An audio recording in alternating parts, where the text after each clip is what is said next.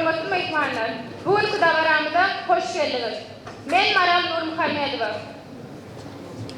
Merhaba Sayın Türkmenistanlı öğrenci arkadaşlarımız, Sayın Bursa Teknik Üniversitesi, Sayın Bursa Uludağ Üniversitesi hocalarımız, Sayın Türkmenistan Dostluk Yardımlaşma İşbirliği Derneği Yönetim Kurulu üyeleri, Sayın Türkiye İletişim Bilirisi Platformu misafirimiz, hepiniz hoş geldiniz, sefalar getirdiniz.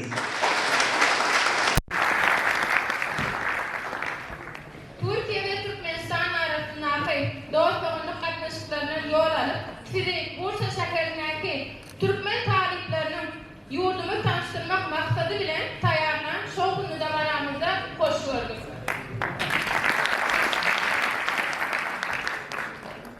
Türkmenistan ile Türkiye arasındaki kardeşlik ilişkilerden yola çıkarak Bursa'daki Türkmenistanlı öğrencilerimizin hazırlamış olduğu ülkemizi tanıtma programına hoş geldiniz. İlk bilen sizi yurdumuzun devlet sanatını okumaya çağırıyor. Programımıza başlamadan önce Türkmenistan ve Türkiye Devleti'nin marşlarını saygılarınızla dinlemeye davet ediyoruz. Teşekkür ederim.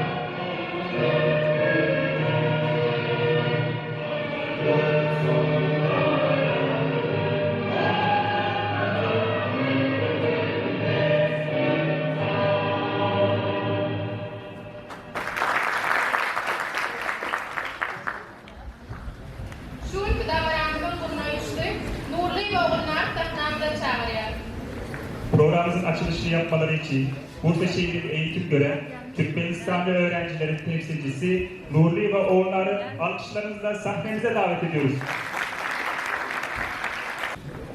Çok kıymetli misafirlerimiz, değerli hanımefendiler ve beyefendiler, Türkmenistan Ülke Tanıtım Programı'na hoş geldiniz. hepinize selamlıyorum. Biz Türkmenistan vatandaşları olarak Türk devletimizin bizlere sunduğu eğitim özgürlüğünü fırsat bilerek farklı ülkelerde yüksek eğitim alıyor, vatanımıza ve milletimize faydalı nesiller olarak yetişiyoruz. Tabii bu ülkeler arasında Türkiye'nin bizim için yeri daha güzeldir. Türkiye'de eğitim almak bizim için bir ayrıcalıktır.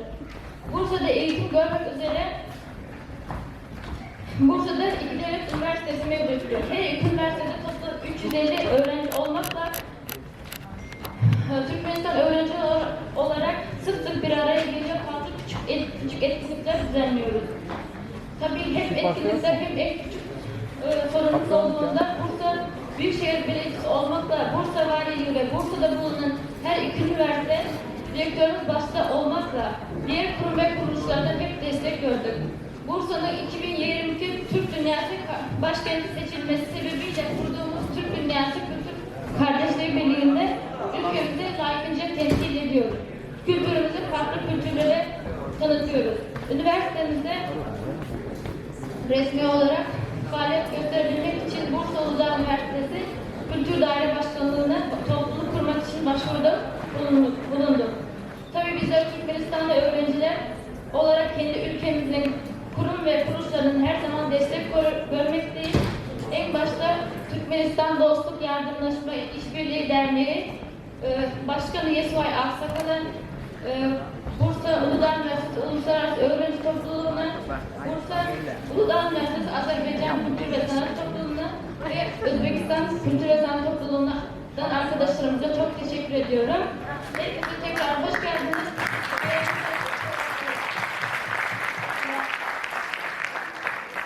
Türkiye İleride bir Gülerist platformunun kurucu üyeleri Tekin Saraçan'ı alkışlarınızla sahnemize davet etmek istiyorum. Buyurun.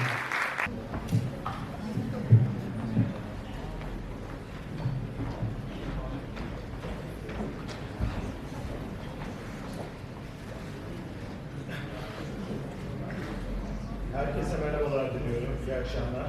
Hoş geldiniz. Ben Tekin Sarıçan, Yalova Üniversitesi'nde görev yapıyorum. Elektrik mühendisiyim. Ayrıca Türkiye'de Türk illerinde bir Güler Yüz projesi platformunun da yürütme kurulu üyesiyim. Sizleri bu güzel şehrimizde ağırlamaktan mutluluk duyuyoruz. Hoş geldiniz hepiniz.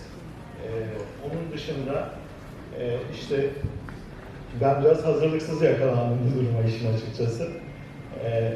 Şimdi Türkmenistan bizim büyük ortak bağlarımızın, soy ve din bağımızın olduğu kardeş ülkemiz. Ve Türk dünyasının da ayrılmaz bir parçası. Yani o kadar yakınız ki bunu çok küçük bir örnekle dile getirmek istiyorum. Türkleri Anadolu'nun kapısını açan Sultan Alparslan'ın kabrinin bulunduğu yer Türkmenistan'ın Meriç şehrinde bulunuyor. Bu bile bizlerin kardeşliğinin, ortak değerlerinin, kültürünün bir göstergesidir. Türkmenistan dışında yine bildiğim kadarıyla başka kardeş ülkelerden de burada bulunan kardeşlerimiz var. Hepsine hoş geldiniz diyorum. Şöyle umarım bundan bir 20 sene sonra bir araya geldiğiniz zaman ülkenizi güzel bir şekilde anacağınız güzel hatıralarınız olur diyorum. Saygıyla selamlıyorum hepinizi.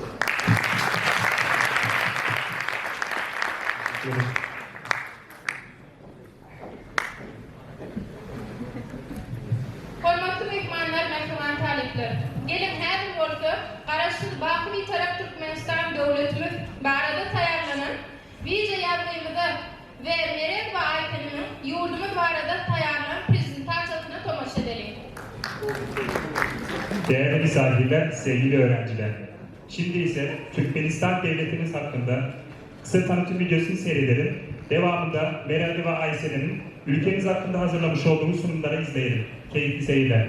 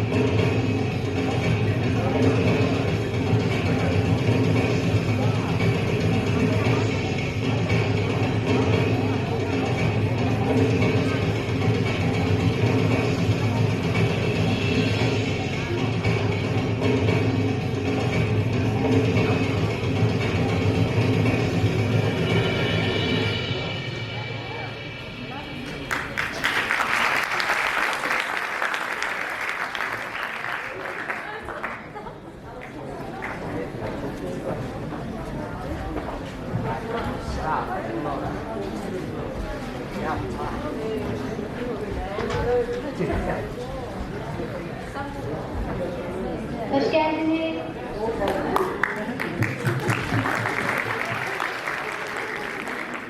Türkmenistan. Nüfusu 6 milyonu aşan Asya'da bağımsız bir devlettir. Başkenti Aşkabat. 2013 yılında kent içindeki binaların çoğunun beyaz mermer kaplı olmasıyla Dünya Rekorlar kitabına girmiştir. Bayrağımız yeşil rengi, yeşil zemini, 5 tane Türkmen halısı, Türkmen boyları ve geleneklerini, 2 zeytin dalı daima tarafsızlık politikasını, hilal ise parlak bir gelecek ve umudu, 5 yıldız, 5 bölge, yani 5 vilayetimizi simge eder. Türkmenistan'ın 5'te 4'ü Karakum Çölü kapsamaktadır. Kışlar çok soğuk ve yazları çok sıcak bir iklime sahiptir. Türkmenistan'ın %89'u Müslüman, 9'u Hristiyan dinine inanmaktadırlar. Türkmenler Oğuz boylarından gelmektedir ve İslam kaynaklarının ifadesine göre Müslüman olan Oğuzlara Türkmen denilmektedir. 27 Ekim 1924 tarihinde Sovyet yönetimi Türkmen Sovyet Sosyalist Cumhuriyeti'nin kurulmasına karar vermiştir. Türkmenistan Sovyetler Birliği'nin dağılmasından sonra yine de 27 Ekim 1991 yılında bağımsızlığa kavuşmuştur. Ayrıca 12 Aralık 1995 yılında daima tarafsız ülke statüsü kazanmıştır. Türkmenistan'ın ilk Cumhurbaşkanı Saparmurat Niyazov 1991-2006 yılları arasında Türkmenistan Cumhurbaşkanlığına görevde bulundu. 22 Ekim 1993 tarihinde kendisini Türkmenbaşı, Türkmenlerin başı ilan etti. Bu tanımı o tarihten sonra soyadı olarak kullandı. Türkmenistan'ın ikinci Cumhurbaşkanı Kurbanqulu Berdimuhamedov 21 Aralık 2006'da Türkmenbaşı'nın ölümünden sonra başkan vekili oldu ve ardından Şubat 2007'de Cumhurbaşkanlığı seçimleri kazandı. 2012 ve 2017'de gerçekleştirilen Cumhurbaşkanlığı seçimlerinde yine de seçildi. Türkmenistan doğal kaynakları zengin bir ülkedir. Dünya doğal gaz rezervelerinin %12'sine tek başına sahip olan ülke. 1991 yılından itibaren halka tamamen ücretsiz olarak sunulmakta olan su, elektrik, gaz ve tuz Ocak 2019'dan itibaren ücretlendirilmeye başlanmıştır. Ülkede yılda yaklaşık 2 milyon ton buğday ve 1,5 milyon ton pamuk üretilmektedir. Türkmen halıları, binlerce yıllık geçmişe sahip Türkmen halıları dünyanın en kaliteli dokuma ürünleri arasında yer alıyor. Bayramlar.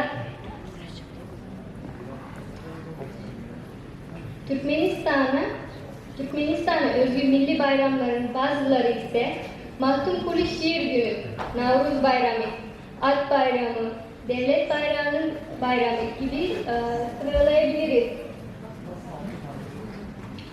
Türkmenlerin geleneksel kıyafetleri halkın manevi ve sosyal yapılarını yansıttığı gibi halkın milli değeri olan terbiye unsurlarının da temel taşıdır. Rivayete göre Türkmen kadınları vatan savunmasında erkeklerle beraber savaşmak istemiş. Ancak bu istekler kabul görmeyince savaşçıların giysilerini gelinliklerinde takı olarak kullanmışlar. Erkek milli giyim olarak pamuklu kumaştan yapılmış gevşek bir gömlek, pantolon, kaftan ve kuzu yününden yapılmış telpekler oluşur. Yemek kültürü. Türkmen kültüründe ekmek tüketimi oldukça fazladır. Ekmekten sonra etli, sütlü ve pirinçli yemekler gelir. Çörek, doğrama, mantı, tipçik, unaş gibi yemekler örnek olabilir.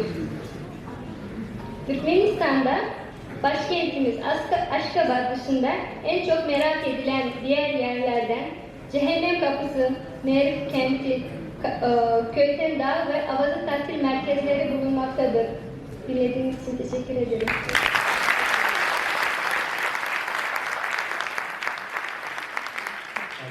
Çok teşekkürlerimizi sunuyorum. Şu an hemen bir misafirlerimiz buyurdular. Bursa İl Göç İdaresi'nden Burcu Demir Hanımız, alkışlarınızla sahnemize davet ediyoruz. Hoş geldiniz.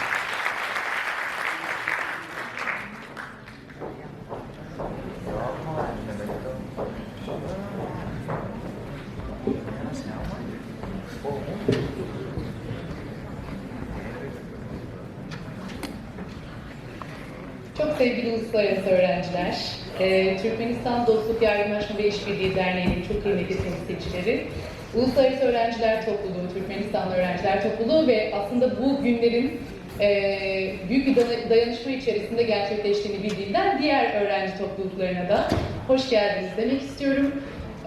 Bu güzel etkinliğe davetli olduğum için de memnuniyetlerimi belirtmek isterim. Öncelikle sizi görenime beğen yarın.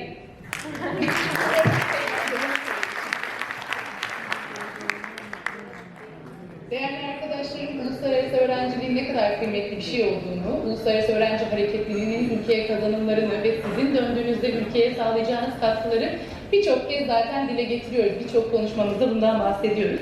Ama burada ben birçok arkadaşımızla tanışıyorum. Göç İdaresi'nde bulunduğum görev uyum ve iletişim çalışma grubu başkanlığı görevi. Burada önemli olan bir husustan bahsetmek isterim. Türk hukukunda, yabancılar hukukunda diğer ülkelerden farklı olarak entegrasyon ve asimilasyon kelimesinin yerine uyum tercih edilmiştir. İngilizceye çevrildiğinde de harmonization şeklinde algılanması istenir. Doğal olarak burada aslında şeyden bahsediyoruz. Bir salata tabağı düşünün. İçinde marul var, maydanoz var, işte salatalık, domates, soğan var ama neticede siz onu bir salata olarak yiyorsunuz ama hepsinin tadını isterseniz ayrı ayrı alabiliyorsunuz. Böyle bir ahengin içinde olmamızı hedefleyen bir çalışma. Uyum dediğimizde biz size Türkçe merhaba demeyi öğrettiğimizde sizin de bize Türkmence merhaba demeyi öğretmeniz ya da farklı kelimeleri öğretmiş olmanız İki taraf için de büyük katkı sağlayacaktır. Çabamız budur. Bu konuyla ilgili tüm uluslararası öğrenci arkadaşlarıma daima iyi iletişimde oldukları ve bu konuyla ilgili iletişimi geliştirmeye çalıştıkları için, katkı sundukları için kurumum ve başkanlığım adına teşekkür ediyorum. Daha fazla uzatmak istemiyorum. Bu güzel gecede hepinize iyi eğlenceler diliyorum. Teşekkür ederim hocam.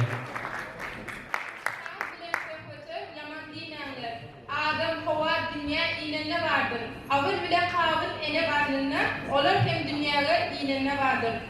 Sevgilimin gözleri, aydın terbiyesiye Türkmen talipleri.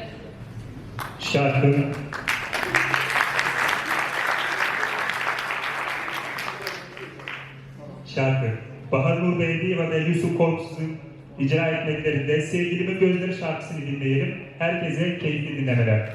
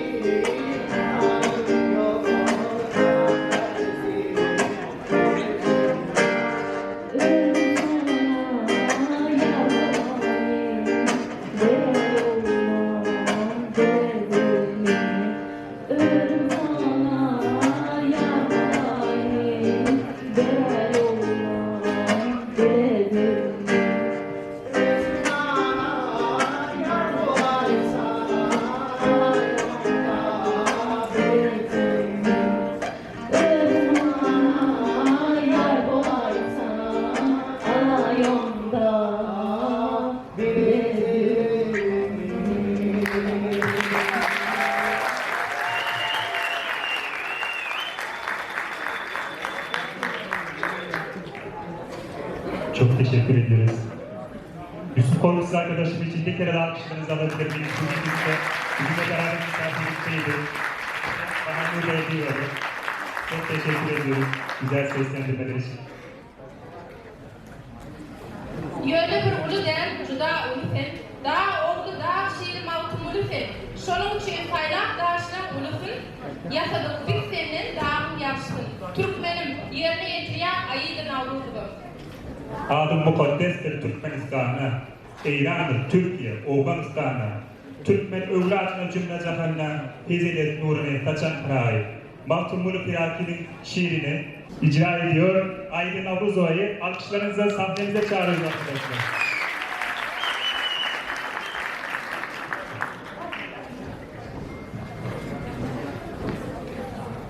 Ceyhun bilen bahri kadar arası, çöl üstünde öseriyeli Türkmen'i, gül hunçası, kara godum karası, kara dağdan iğne fiili Türkmen'i.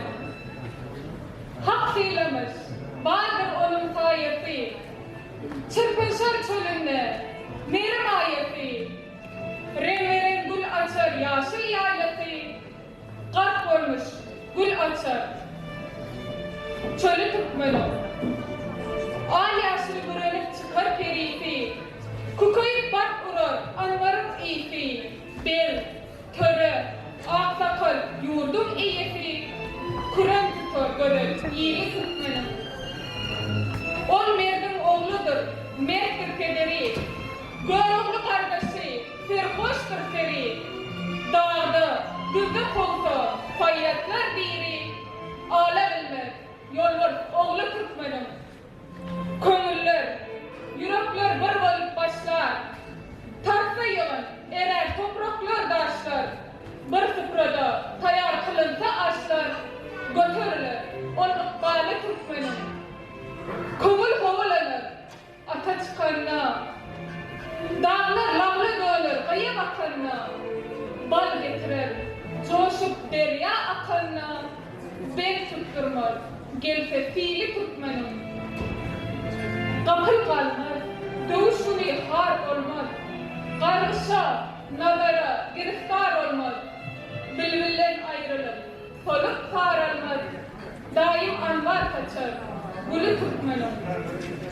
Pireler kardeştir, uru yarıdır. Ikballar kırk hakkın nurudur. Mertler ata çıksa, savaş sarıdır. Yol üstünde görer, yolu Türkmen'im. Serhoş olup çıkar, ciğer dağlanmaz. Daşları fiillerer, yolu bağlanmaz. Gözüm gayra düşmez, kömür evlenmez. Mahtum olu, sözler fiili Türkmen'im.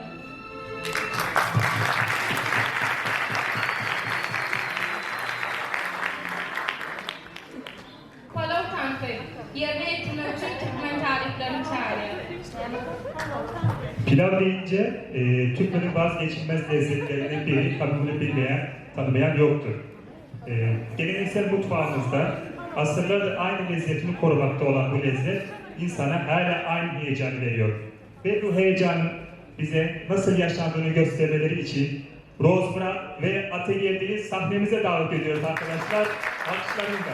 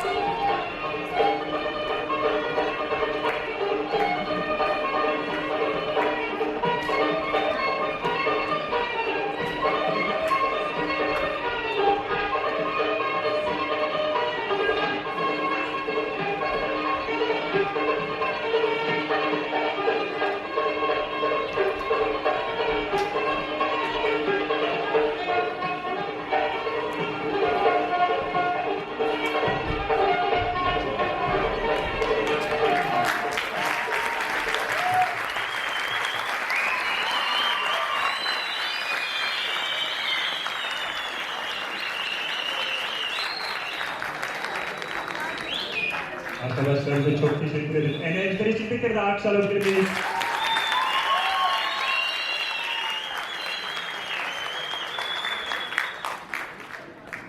Yetteseleyni, 19. asrın ahirine Ruslar ile Göktepe Savaşı'nı gelin kayıtlarının yigitleri beğendirmek ve onları yenişe ayarlamak için vasf edilen, simgelengen halk ayrımı yerine getiren Türkmen yaşları.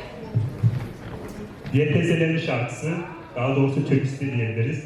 Ruslarla Göktepe Savaşı'nda yiğitlerimizi motive etmek için onlara arkalarına türküler söylemiş bizim kızlarımız. Gelin Türkmen öğrencilerimizin bu YTS'nin şarkısını dinleyelim. Alkışlarınızla Türkmenistan arkadaşlarımızı davet ediyoruz.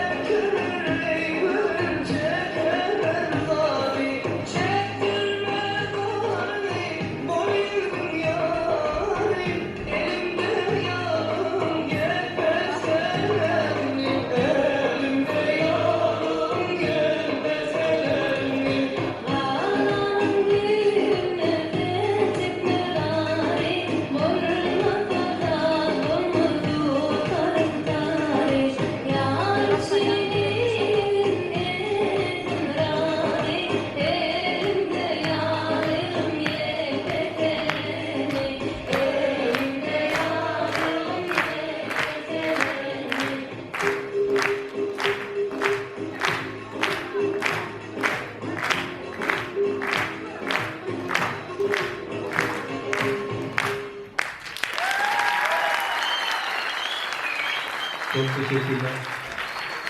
Çok teşekkür ederiz. Türkmenin milli görüşü, medeniyetimizin ayrılmaz böyle olan görüş yurdumuzun toy davarı bayramlarına ilk gün oynanılan ve kadimden gelen milli kımmetlerin bir hatırlanıyor. Sahnamıza Türkmen pehlivanlarını çağırıyor.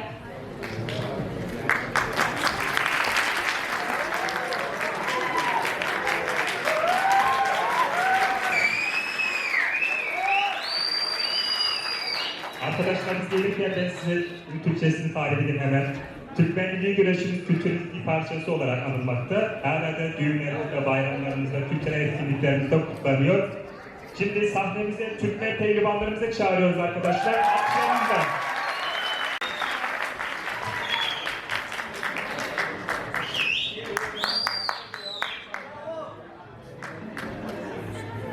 saniye abi. Pehlivanımız sorular. Alalım müsaade.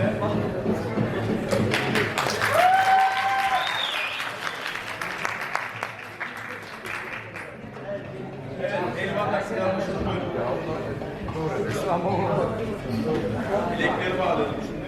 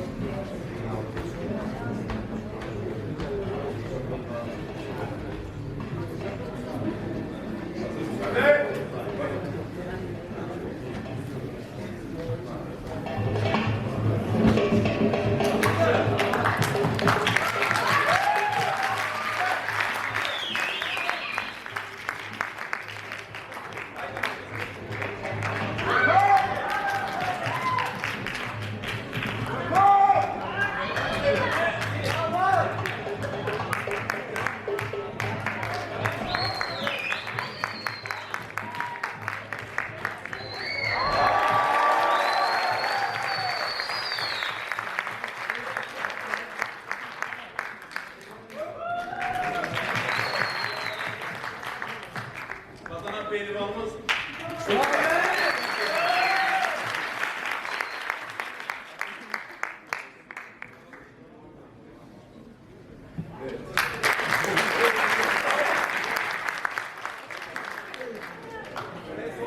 Pehlivanlarımızı bir kere daha alkışlarınızı alabilir miyiz?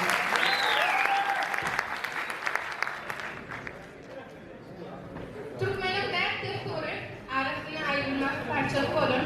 Kuşları tanrımı yerine getirmek için Benim en çok beklediğim bölümlerden birisi. Küştetli hakkında kısa bir bilgi vermek istiyorum bu arada. Türkmen folklorunda önemli bir yeri olan Küştetli, tabii ki yine de her düğünlerimizde, etkinliklerimizde, kültürel bayramlarımızda sürekli olarak kutlanmakta, devam etmekte. Bu arada Küştetli 2017 yılında UNESCO tarafından somut olmayan Dünya Mirası listesine kabul edilmiştir. Programımızın son kısmında Küştetli'yi getirebilmek için, hatta Küştetli dansını icra etmeleri için sizden bir şey rica edeceğim. Hep birlikte kış, kış, kış detti, kış, kış, kış detti, kış, kış, kış detti.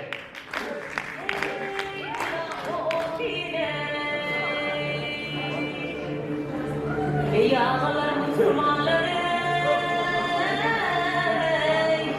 elimde çok korunmazdı. Hey tutoy bizim tutoy ben on parmağını bilip baktı ya.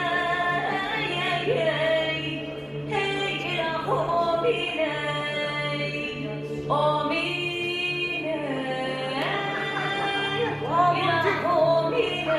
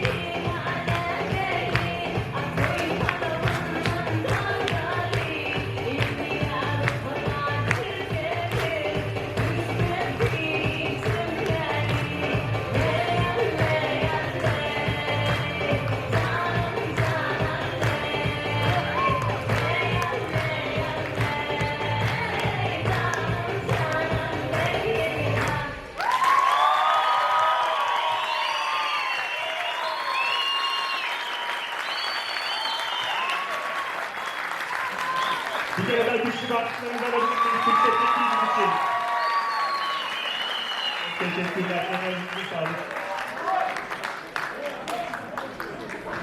Çok heyecanlı bir bölümdü.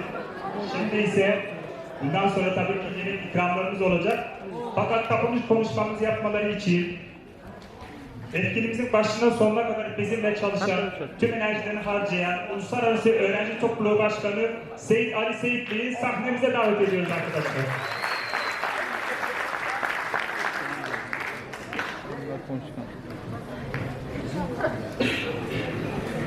Değerli katılımcılar ve şiirleriyle, danslarıyla, müzikleriyle bugünümüzü renklendiren tüm öğrenci arkadaşları, hepinize teşekkür ediyorum.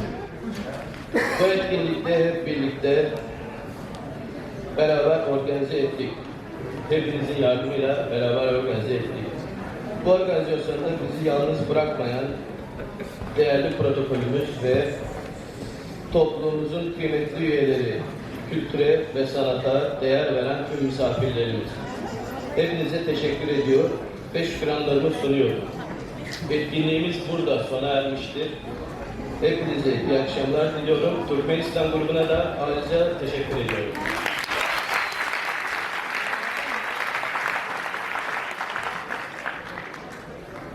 Biz teşekkür ederiz. Bir kere de alkışlarımızı alabilir miyiz arkadaşlar? Şimdi ise hatırlı fotoğrafları çekebilmemiz için hem de tüm katılımcıları sahnemize davet edelim. Alkışlarınızla arkadaşlar.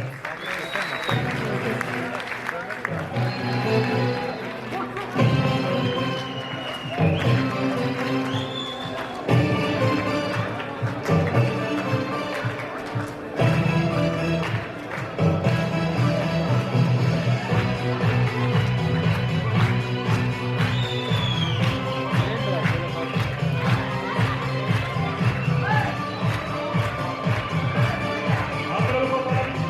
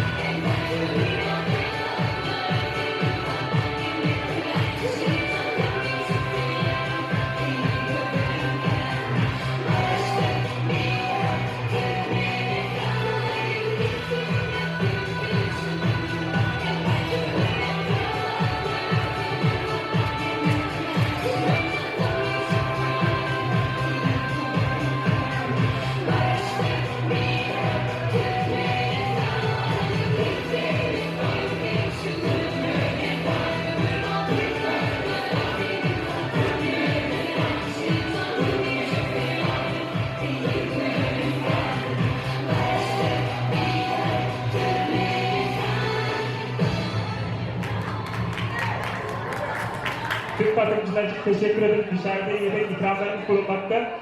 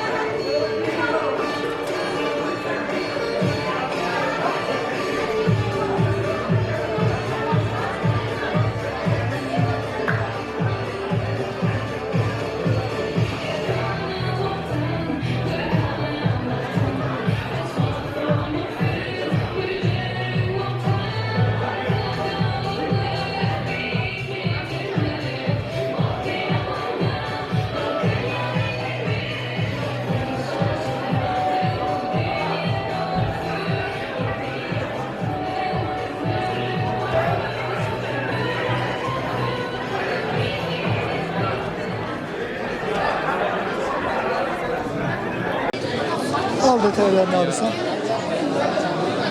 Pardon.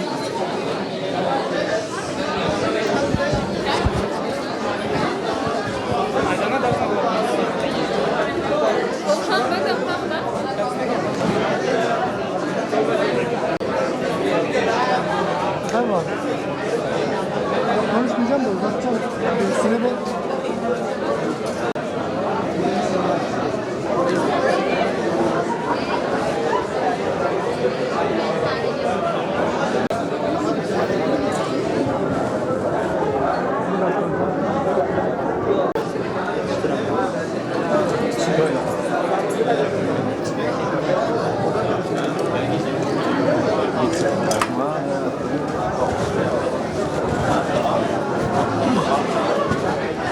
Aldın mı abi? Merhaba herkese. Bugün bizim Türkmenistan tanıtımı var. Bizim genellikle yöresel yemeklerimiz bir tanesi Türkmen pilavı.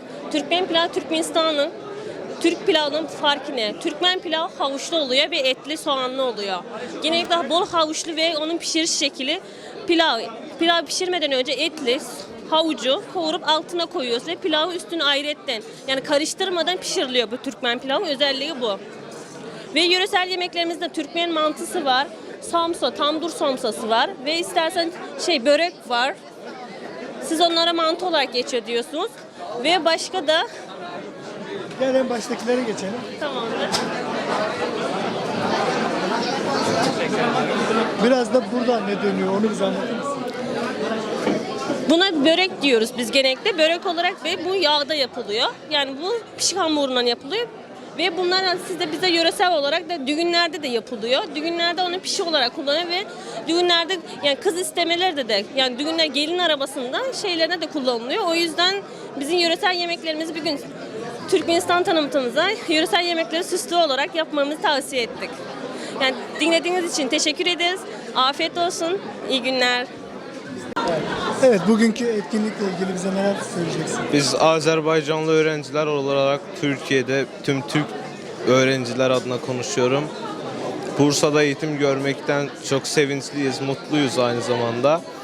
Türkmenistan'ın ülke tanıtım programına katıldık. Çok güzel etkinlik geçti. Teşekkür ederim. Ellerine, emeklerine sağlık. Bu kadar. Buyurun. Bugünkü etkinlikle ilgili bize neler söyleyeceksin? Elhamdülillah Rabbil Alemin. Allah hamdolsun. Gerçekten çok güzel bir program oldu. Türkmenistan birliği, Türkmenistan kardeşliği, Türkmenistan tanıtımı gerçekten çok güzel oldu. Güzel danslar oldu, güzel konuşmalar yapıldı, güzel lezzetli yemeklerde de yaptık. Gerçekten bugün gerçekten güzel bir kültür tanıtımı oldu. Bazı zamanlar bile yemediğim bazı yemekler bugün de tadına bakmış oldum. Kültürün zenginliğin bu anlamına demektedir yani. Fazla yani bir şey söylemeyeceğim. Gayet güzel bir program olmuş. Emeğine geçen herkese Allah razı olsun. Başta Bursa Büyükşehir Belediye Başkanı olmak üzere başta bu programı düzenlenen tüm ekip arkadaşlar, bir de siz de gazeteciler olarak da hepinize emeğinize sağlık. Allah razı olsun. Teşekkür ederim. Programla ilgili bize kısaca neler söylemek istersiniz? Ya bugünkü program açıkçası çok güzeldi. Türkmenistan'ın geleneğini, göreneğini tanıtan bir programdı. Açıkçası biz de Azerbaycanlı öğrenciler olarak çok mutlu olduk. Çünkü Türkmenistan'la kardeşlik bağımız bayağı bizim gelişmiş şekilde. Emeği geçenlere teşekkür ederiz. İnşallah daha güzel programlara bekleriz bu şekilde. Uluslararası öğrenciler olarak bundan sonra daha sıkı programlar yapacağımıza söz veriyoruz bu şekilde. Teşekkürler, sağ olun. Evet, merhabalar. Öncelikle bu akşamki program için bize neler söylemek istersiniz? Bugünkü programa benim ev arkadaşım Türkmenistanlıydı. Üniversite öğrencisiyiz. O yüzden kalkıp Gemlik'ten buraya geldik. Hukuk fakültesi Gemlik'te olduğu için oradan buraya gelmemiz gerekti. Ama geldiğimizde kesinlikle değdi. Çok güzeldi. Şovlar zaten muazzamdı. Yemekler harika. Her şey şahane. Burada yeni arkadaşlar da edindim. Çok güzeldi. Keyifli bir gün geçirdik. Türkmenistan'ı tanıdığım için çok memnunum. İyi ki hayatıma değdi bir yerde. Bu kadar söyleyeceklerim bunlar. Belediye... Teslim edeceğiz. Hayır. Özel.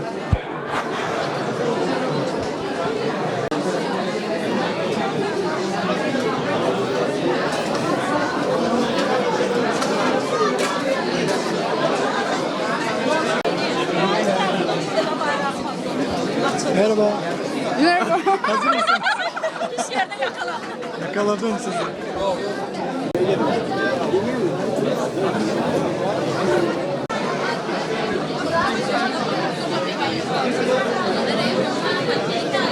Bu akşamki etkinlikle ilgili neler söylemek istersiniz? Ülkemizi tanıtmak adına yaptığımız bir küçük bir etkinlik, organizasyon, aynen öğrenciler olarak, uluslararası öğrenciler olarak yaptığımız bir etkinlik. Bunun için de yardımcı olan herkese teşekkür ederim. Bir şey diyemem. Çok teşekkür ederim. Bugün aslında çok güzel bir gündü. Çok heyecanlı bir gündü. Kısa oldu ama ilk defa yaptığımız bir etkinlik. Bursa Uludağ Üniversitesi, Bursa Teknik Üniversitesi olarak. Herkese çok teşekkür ederim. Özellikle katılım gösteren, hatta misafir olarak bu kadar kalabalığı beklemiyorduk. Çok mutlu olduk. Yine de bekleriz. Bir sonraki etkinliklere de görüşmek üzere. Evet, merhabalar. Bu akşamki programla ilgili bize neler söyleyeceksiniz? Merhaba, öncelikle ben Türkmenistan öğrenciler temsilcisi olarak 23 Şubat Çarşamba günü Türkmenistan Ülke Tanıtım Programı'nı hazırladık Türkmenistan öğrencileriyle. Şimdi programımız daha beklediğimizden daha güzel bir şekilde oldu. Ayrıca bize yardımcı olan Türkmenistan Başkonsolosluğu'na, Türkmenistan Dostluk Yardımlaşma İşbirliği Derneği'ne ve Başkanı Yesivay Aksakal'a ve Uluslararası Öğrenci Topluluğu'na teşekkür ediyorum. Programımızda genel olarak kendimizin geleneksel şeylerimizi, danslarımıza, yemeklerimize sunmaya daha özen gösterdik. Umarım beğenmişsinizdir. Biz beğendik. Katılımla ilgili neler söyleyeceksiniz? Katılımla ilgili beklediğimden daha çok katılımcılar oldu. Sağ olsun. Ayaklarına sağlık. Tabii bundan önce bir hazırlık süreci oldu. Ondan da biraz bize bahseder misin? Hazırlık sürecimizde biraz zorlandık. Zorluğumuza da değdi. İnşallah daha ilerleyen zamanlarda daha büyük bir şekilde etkinlikler kuracağız. Umut ediyorum. Teşekkür ederim. Rica ederim.